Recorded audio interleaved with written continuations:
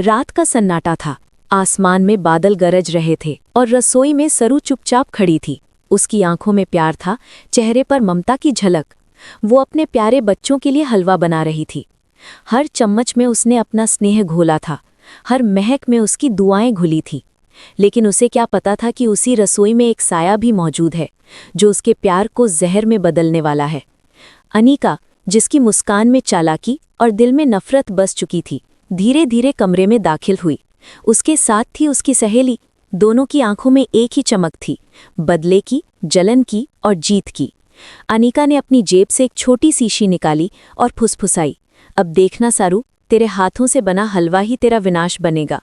उसने वो जहरीली दवा हलवे में मिला दी और वहां से चली गई। सुबह जब बच्चों ने वो हलवा खाया, कुछ ही देर में घर में हड़कंप मच गया। एक एक कर सब बच्चे बीमार पड़ गए, सबके चेहरे पीले पड़ गए और घर वालों में अफरा तफरी मच गई। किसी ने डॉक्टर को बुलाया, किसी ने रोते हुए भगवान से दुआ की, और उसी बीच सबकी नजरें सरू पर टिक गईं। तूने क्या खिलाया हमारे बच्चों को? किसी ने गुस्से में चिल्लाया। अगर किसी बच्चे को कुछ हुआ ना सरू, तो हम तुझे छोड़ेंगे नहीं। ये सुनते ही सरू की आंखों से आंसू बह निकले। वो हकबकाई हुई बोली, मैंने तो बस प्यार से हलवा बनाया था, मैं क्यों ऐसा करूंगी? लेकिन किसी ने उसकी बात नहीं मानी। उसका विश्वास, उसकी इज्जत सब पल भर में मिट्टी में मिल गए। दोस्तों, आप क्या सोचते हैं? क्या सरू सच में दोषी है या उसके खिलाफ कोई साजिश रची गई है? वेद, जो सरू का करीबी था, उसे उसकी सच्चाई पर पूरा यकीन था। उसने ठान लिया कि वो इस रहस्य का पर्दाफाश करेगा। रात भर वो सोचता रहा कि आखिर जहर आया कहाँ से, किसने मिलाया। तभी उसे एक बात याद आई। उस दिन जब सरू रसोई में थी, अनीका और उसकी दोस्त भी वहीं थी। उसी पल वेद को शक हुआ।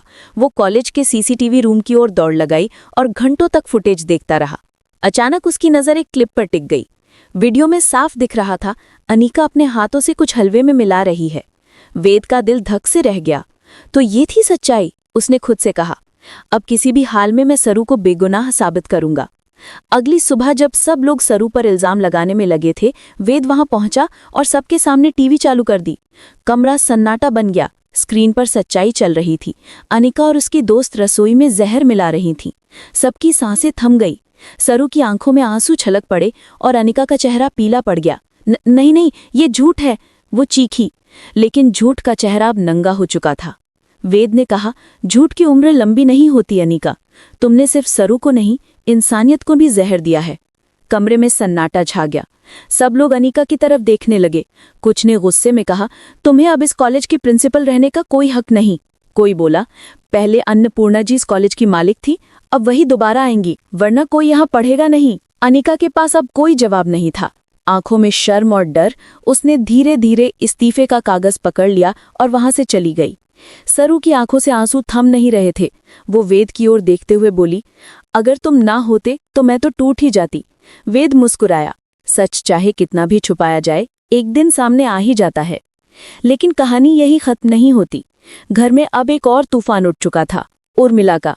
वो गुस्से में भरी थी, तलाक की बात कर रही थी। घर की दादी ने हाथ जोड़कर कहा, उर्मिला मत कर ऐसा, जो करना है कर, जैसे रहना है रह, लेकिन तलाक का नाम मत लेना। उर्मिला की आंखें जल उठी। उसने कहा, ठीक है दादी, अगर आप चाहती हैं कि मैं ये रिश्ता ना तोड़ूं, तो आपको सरूजा और उसकी बेटी का श्राद्ध करना होगा, अभी इसी वक्त। सब लोग दंग रह गए। दोस्तों, आप बताइए, क्या कोई इंसान इतना नीचे गिर सकता है? क्या किसी की नफरत इतनी गहरी हो सकती है? दादी की आंखें भर आईं।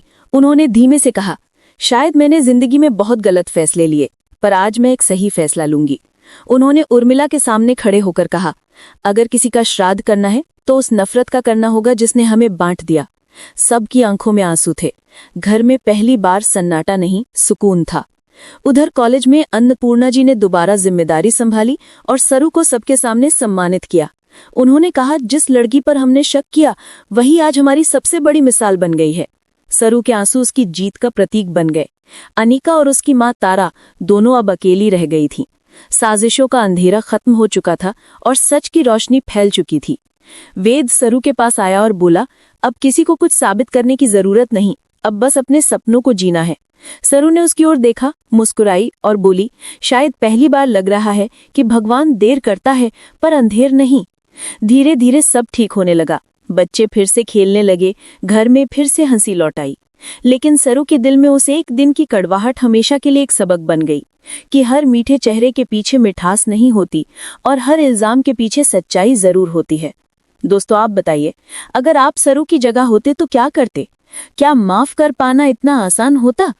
अपनी राय जरूर बताइए, क्योंकि कभी कभी एक राय भी किसी टूटे दिल को हिम्मत दे सकती है। और इस तरह खत्म होती है सरू की कहानी, दर्द, साजिश और सच्चाई की वो दास्तान जिसने सिखाया कि सच कितना भी दबा दिया जाए वो एक दिन अपना रास्ता खुद बना ही लेता है।